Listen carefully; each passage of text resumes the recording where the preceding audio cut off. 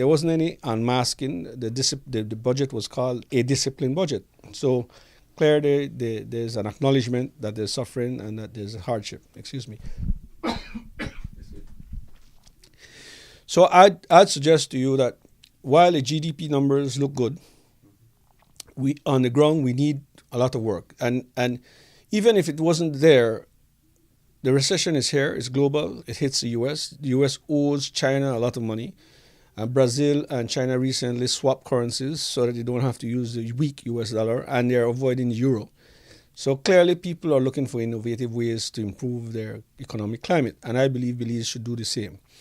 I think Belize should start trying to buffer itself from the north or from our traditional partners, economic partners, by coming up with avenues that will resolve the issues of creating more jobs, creating more investment. I think we need to tackle that. Yes, we might have the appearance that it's all good, and we're in good shape in terms of Jamaica, but if we're listed as one of the top 10 most violent, we have a problem. If we have had 2 nationalizations and we have very little foreign direct investment, we do have a problem. If we've had 5 downgrades and that costs us 15 points on, for example, an investment banker saying, okay, I charge you 15% and then an additional 8 for what? For my money if I lend you.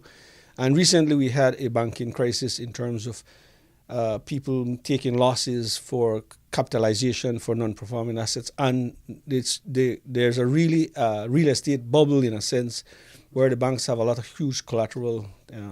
So there is a lot of problems that we need to have solved, and we can't pretend that it's all fine and dandy.